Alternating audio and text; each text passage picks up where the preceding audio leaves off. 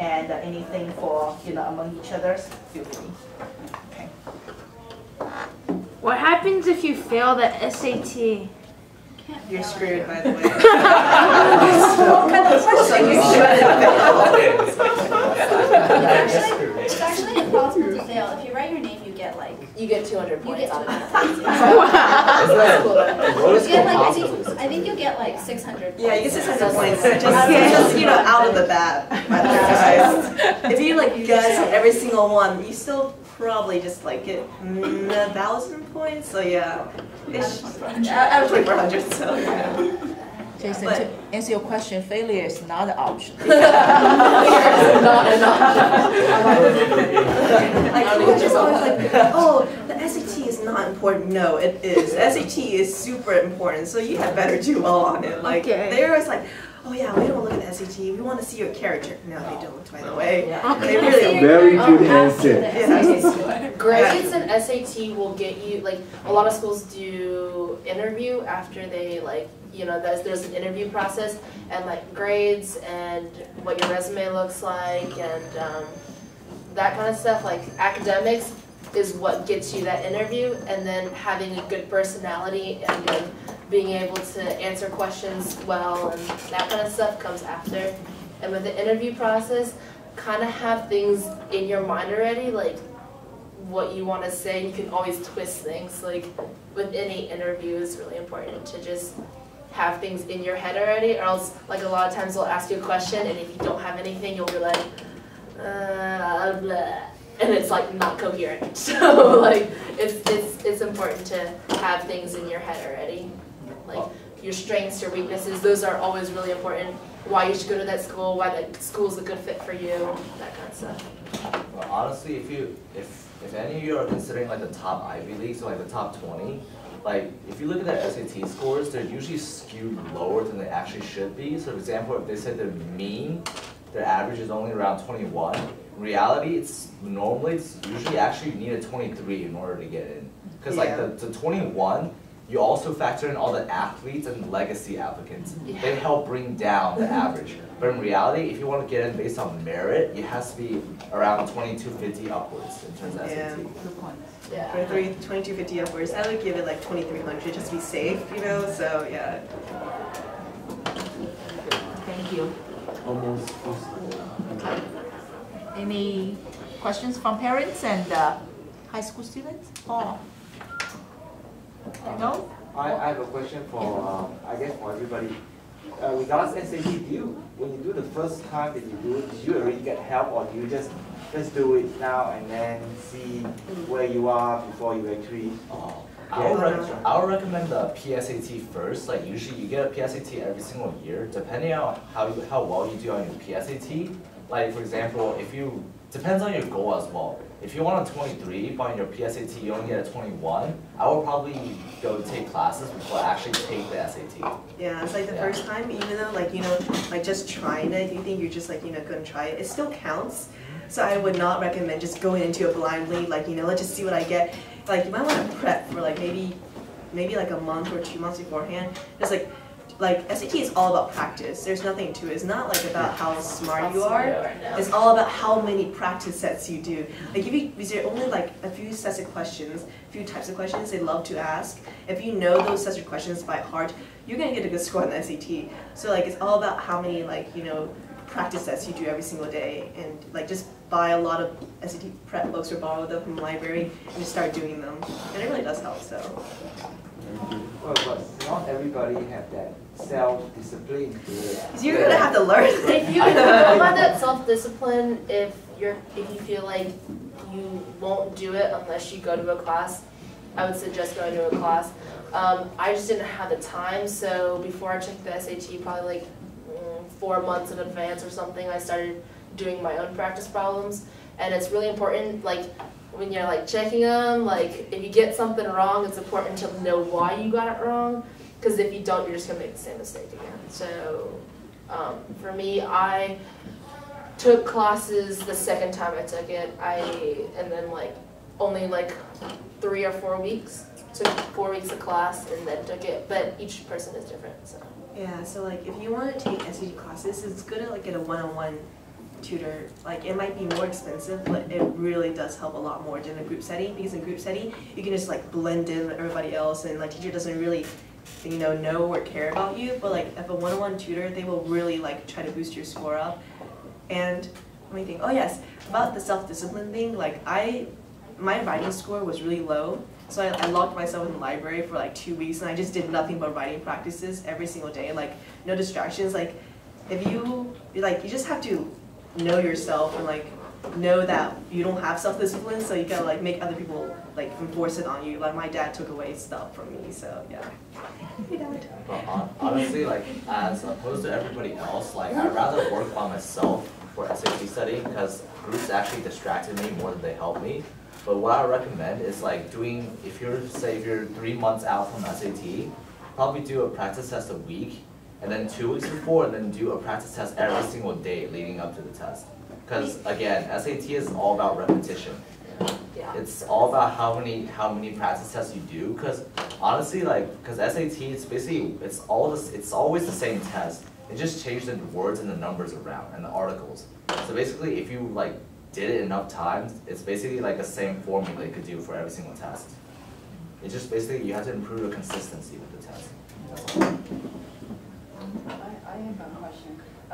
Can you guys share experience about the interview process, how to prepare, and what kind of question they ask, how do you respond it? I didn't really prepare much for the interview. I think some things you can do that's really important is to research the school. And so almost every interviewer will ask, why do you want to attend the school? And so I think that's the only question you can really prepare for. And so do your research, I mean, it's also good, at the end, every interview will give you some time to say, are there any questions you have about the school? And if you're really interested in the school, then you really should do your research, and you should have some questions that you're interested in.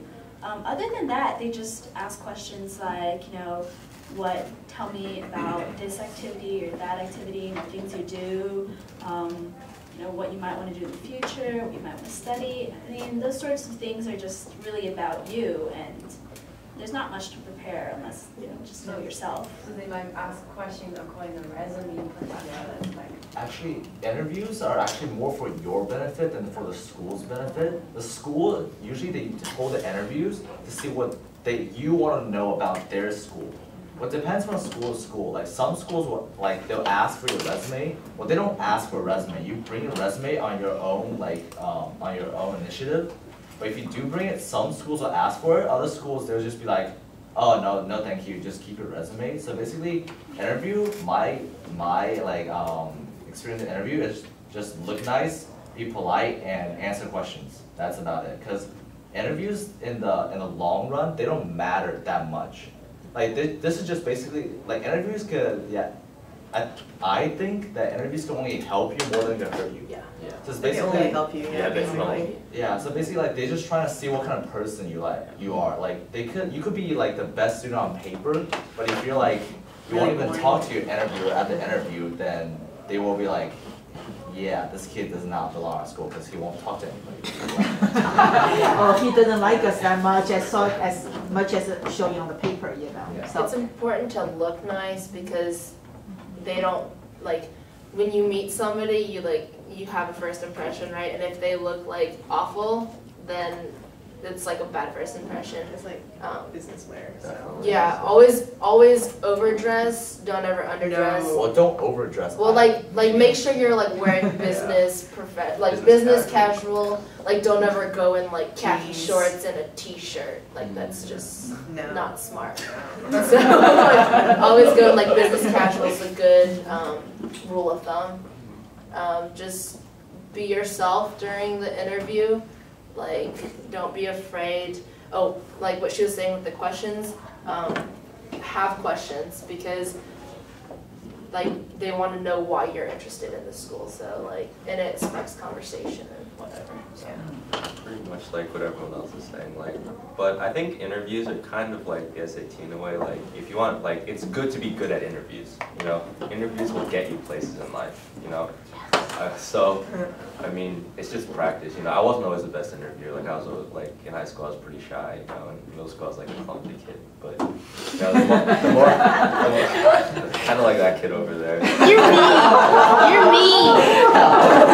We are brothers, just so you guys know. You're very mean. But over time, you know, you get better. And honestly, it's just good to be comfortable with yourself, you know. You're not trying to like fake the interviewer out. Like, they've already read your like application, you know. They know stuff about you, you know. You should just have a nice conversation, you know, get the questions you want answered, and then be polite, dress, you know, accordingly. Be genuine. Yeah. That's good too. Just like. Actually, I don't think interviewers they don't see anything about your application. They just talk to you. Oh, well, it's the Brown. They The just Brown have was your like, name. It depends on the Yeah. school. Depends on the school. Yeah. I mean, some schools, if they ask you to provide a resume, then that's what they know about you. But the colleges don't provide their like interviewers with that information. Remember, like, if you don't have an interview, it's not gonna hurt you at all. I mean, Yeah. interviews like don't. I feel like in the application process, they sort of like they kind of might give the admissions office like another sort of idea of you, but it won't like make the tipping point of whether or not you get an interview. Interview, I would say, matters. If the weight of the interview is, I'd say 10% or less in the overall like application process. It honestly doesn't weigh a lot. Like how well you do on an interview, well, just don't do badly, but how well you do on an interview won't really make that much of a difference in your admissions process. Are you saying that everybody that got the interview, they are pretty much in? No. Is- Oh, no. Oh, I wish.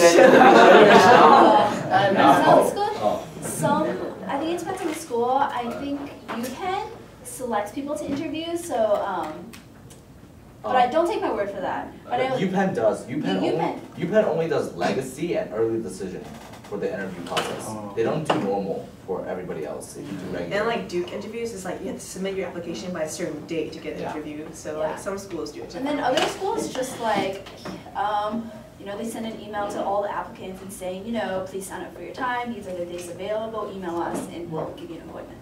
So it's just everyone has their schedule. Depends on school. But it is like, I don't know. With interviews, like, this is the first time you'll kind of see interviews, and like, from what I've experienced for the first 2 years of college, I've been through like multiple interviews, and those are very important. Like, just like most positions, like for like the Georgia recruitment team, I applied to that, and like they looked at the interview. So it might not be that important now, but those skills will be very important in future activities and your job. So Yeah. I mean, I actually missed the deadline to get an interview for UChicago. So I didn't even get an interview for Chicago, yeah, so it's okay. you had to both of us, you had to submit your application before a certain I date. didn't even know we had to submit an application by a certain date. Both of us missed that, and so I have other friends who, got an interview and they didn't get to the school, so it really doesn't make that much of a difference. I mean, it can't hurt, so I mean, don't like ignore interview offers if you get them, but. Yeah, but yeah, don't place too much weight on it. I mean, like, if you want to like split the application process into parts, I was like 50% is academics maybe, and like 25% is your extracurricular, like 10% maybe essay. That's just more than that. Okay, so fine. The rest of the part is essay and supplements, basically. The essay really can like tip you over. Like if they're competing with you against somebody who has exact same, like they did exact same clubs, like and the exact same grades, but your essay is better, they will accept you because the essay really does weighs a lot into your character and your personality and your writing style. Yeah. Because essay outside of interview is the only place you get to see like what you are by yourself. Because your scores and grades can only tell you how well you do in the classroom, but not how well you do outside the classroom. So basically, essays, I'd say it carries around 30 to 40% of the weight, because like it's basically pretty much an expose on your personality and your characteristics and what drives you. Like your SAT, your classwork may be like, you may be valedictorian, you may have 2,400, but that doesn't tell you much about yourself besides the fact you're only just smart, and that's only part of the story in order to get to college these days. I mean, I think you should take the sort of dividing the application process with like a grain of salt, because for every student, what stands out the most is not necessarily the same. I mean, if you don't have necessarily the really strong writing voice, but you are very involved in your school and you have great academics, then you're a very strong candidate. And if you have a good essay, not extraordinary, then you are still a good candidate. Whereas others might have, slightly weaker academics, but just an extraordinary writing voice, then that their essay will be the main part of their application. And it also depends on what school you're applying to. Like, Chicago has a really for their supplement. They really read a lot into their essay topic because they try to go for the really weird and out there essay topics to see what your imagination or creativity is like. I think this year it was Find X was one of them. And there's only 2 types of people in this world. What are those 2 types of people? And so for those essays, you might want to spend more time on them. But for essay topics, I don't know, for UPenn looks a lot into characters. So I write about your character in those essays. No. So you're looking at us. The UPenn topic was more what program or what do you see yourself doing at UPenn. It was more what you want to do at UPenn. And then UPenn has a couple of program-specific essays. The Huntsman program was basically write a 1,000-word essay on how you think business and international relations intersect, stuff like that. That's really weird. I don't know, I think ultimately what colleges are looking for in a person is how successful you'll be in life. Honestly, that's what they're looking for. That's why academics aren't 100% of it, It's more, they're really looking for people who they think will be successful in life, because then, you become a distinguished alumni and they get publicity and stuff. I mean, that's what they're really measuring you against. They're trying to figure out, what's the probability that you'll do well in life. I mean, and that's, how much money will do their school later on. See, if you're rich, you get more money, so. Donations. That's how it works. Okay. Parents, I'd like to take opportunities and honor introduce Cassandra Wu. And she is another student I have taught in the Chinese class and very dear to me also. And she just finished the VBS, and you can tell how much devoted she is to our church activities. For the summer, she leveraging her summer helping with the VBS courses and many other church activities. So she is a proud high school graduate and going to join her sister Kelly and to go to UGA starting her college majors. And let's welcome her. And we are in the question Q&A session. So if any questions, and I think you want to talk about what you feel, because you just have all those experiences, if you want to share with us. I'll put you on the spot. Yeah. What am I supposed to talk about? Oh, just if parents, if you have any questions for our panelists or specifically to Cassandra, and it's time to ask. We have another 15 minutes. I got one question. Yeah. Actually, his question. Yeah. So if he got SAT very low, he has to retake. Do you think to the college admission office, the more SAT you take, the worse you look at it? People think you're so bad. That honestly depends, because I've heard counselors say different things about that. Yeah. Counselors at North would say, oh, take as few as possible, because that looks better. But then I've heard the counselors at Westminster say, take as many as possible, or however many you think will make you look like you have the best score. I've heard people at Westminster take the SAT 7 times. Oh dear Lord. I think 3 is a good number to take. 3 times 3 should be your max. If you aren't improving by the 3rd one, you've hit your max. It's not worth it anymore. If you're gonna boost your SAT score by 50 points every single time, it really isn't worth the money at that point. It's it takes how much money? $40? $45. $45. Your parents should pay for that money, right? It's not. Yeah. I have a question for Kevin. You mentioned that when you were in high school, you you did not study that hard, and then in college you suddenly you have to. Yeah. Now, how do you make that adjust? I mean, is it like, because this is a change of habit, correct? I'm not saying that, you know, it's that easy when you have to do, how do you? It's not that I have to study that hard, it's I want to study that hard. Because I finally found something that I love. I love mathematics, you know, and I'm willing to pour like hours into it. So I don't find it to be that bad anymore, you know. It's kind of like something that I enjoy doing. So I really stress that like you find something you love doing in college. Like I know like as parents you want, you know, your kids to be like doctors, lawyers, etc. But if, no matter what field you go into, if you really, you know, are talented, or if you really love that field, there'll be opportunities there. Like I can't really think of like many fields that you could go into in college that just, if you're really good, it's still not very lucrative, you know. So like. If you're a top-notch philosopher, you know. Yeah. Exactly. So like, do something you love, you know, because like, you know, the phrase, you know, if you do what you love, you never have to work another day in your life. So. It makes you like, if you're doing something you really enjoy, then you'll, what he was saying, you'll just want to do it, because like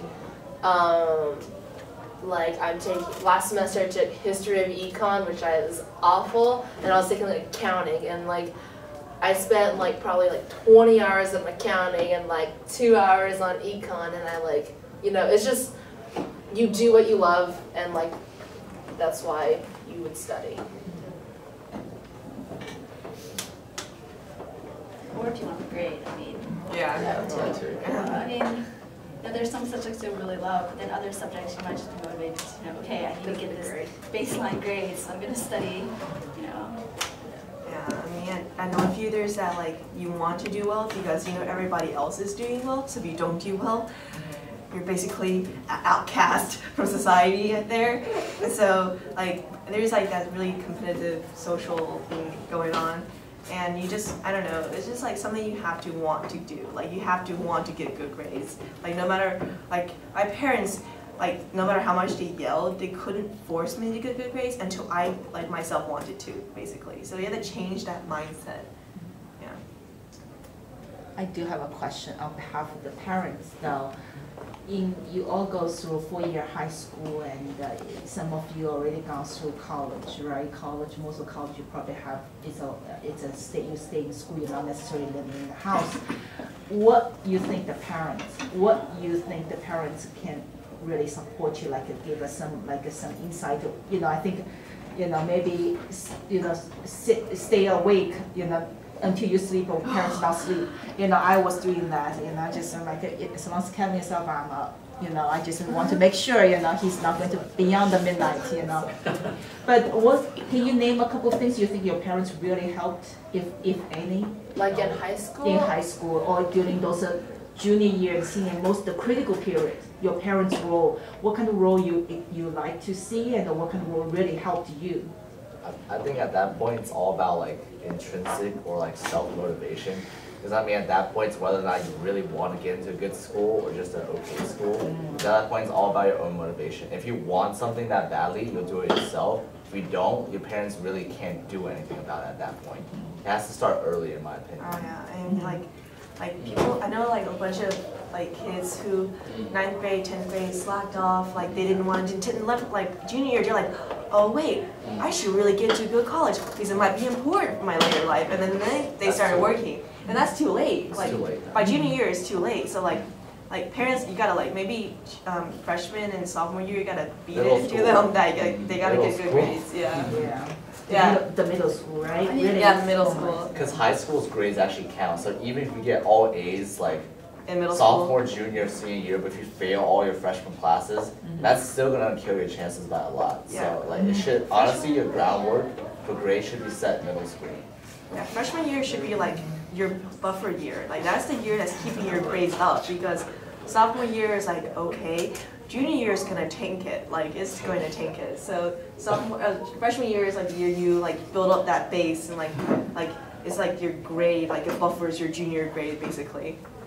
I would encourage parents to be supportive of whatever extracurricular activities your child is involved in. Because a lot of times, having parental support is really helpful, and if you have a parent that's constantly saying, why are you spending so much time, doing that, why are you, why are you spending so much time, being involved in that activity? You should be studying all the time, 24/7. It's really not helpful. Yeah. Yeah. How about the parents? I know your parents, and I just, knowing you and the Catholic devote so much time in the church. What inspired you guys doing that? What kind of parents support it? Because I know it's extraordinary. I really think, you can take the time to sleep. I know you guys not nearly get enough sleep, in the high school. And I know you have a lot of other things, fun things you can do, go out, hang out with your friends and do all those. What can parents support you actually, or at home and influence you, and you are able to, actually spend less time on the things you really want to do, but devoted to the church. I think that's absolutely great. Yeah, I guess for me personally, the reason why I spend so much time at church is because it's something I feel called to do, and it's something I enjoy doing, is serving the church. I think my parents have always been supportive of that.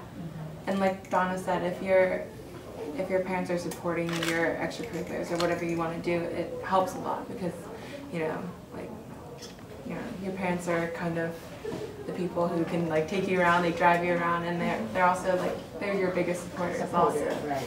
So. Thank you. We have how about some students here? So far, anybody? Questions?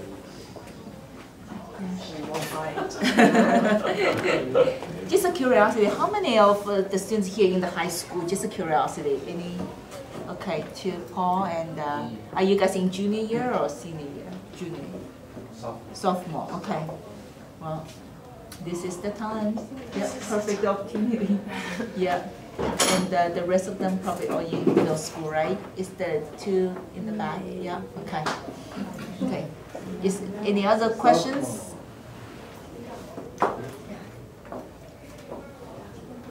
Oh, I'm a sophomore. Do you have any questions? Sophomores? Yeah. Well, I guess it's sophomore year. Relax. It's your last year.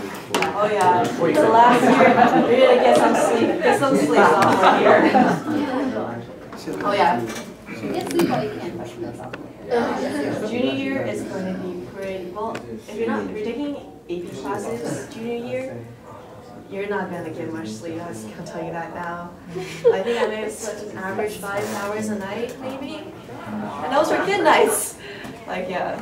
Actually, I think senior year you're gonna get a lot less, especially first semester. First semester was worse, actually. Usually people load up on APs and just college applications, so you get even less. And if you have leadership positions, you have the most responsibilities extracurriculars senior year, so. Yeah, you might want to keep on top of things, because every college has different dates to do stuff, and so it all comes at different times, early action, and then there's early stuff for UGA and Georgia Tech, and then there comes financial aid later on in January and February. So you get caught up in a lot of things, and first semester senior year is probably the most stressful time of your entire high school career. So if not the first 20 years of life. Yeah. Oh yeah. Yeah. It's really stressful. Don't worry. Yeah. I think Stanford has if you want to submit, sometimes there are really random deadlines that you find out about to get a Duke interview, you have to submit your application a month December before 10th or something. The actual, and then if you wanted to have an art supplement for Stanford, for early action and for regular decision, it was a month before everything else is due. So don't just focus on that January 1st, because there are a lot of other deadlines. It's saying we all wrote our essays because we had a lot of AP classes, so we did not have any time at all to do anything, or we did have time, we just didn't take it. And so we all wrote our essays the very, very last moment. It was December 31st, 2010, submitting my last, common application. Don't cut it that close. Try to stagger it out throughout the year, because you don't want to be caught in that. I didn't even open Christmas presents because I was so caught up by essays. I remember I submitted all my stuff 10 minutes before the deadline. Yeah. It was gonna be January the 2nd. Yeah. I did that with Chicago, so don't recommend it. Yeah, don't do it. But- Like if your internet cuts like the very last moment, like January 1st, like 11:59. Run Like- library. Yeah, you're dead, basically. So I wouldn't recommend that. But keep in mind, like, wherever your kid ends up, if it's not necessarily their first choice, it's all about what you make of the situation, what you do, because like UGA wasn't my first choice. Like I was gonna go to UT Austin, but like financially it just made a lot more sense to do UGA, and I love it. Like I've gotten involved in like so many different things that I'm like really interested in. It's all about what you make of the situation, and like I don't know, just take everything with like a grain of salt and like learn to take initiative. That's really important. What I've learned is things don't just fall in your lap. Like if you want something, you have to go for it. So yeah. I mean, like Georgia schools are really good. Like don't forget about UGA has the foundation fellowship, and like Georgia Tech has the presidential scholarship. It's like That's hard.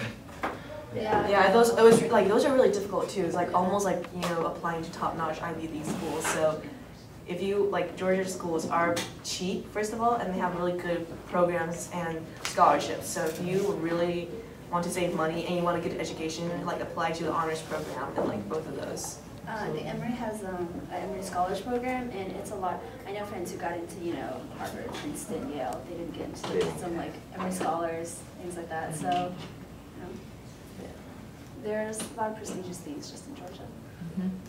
That's very good to know. Yeah.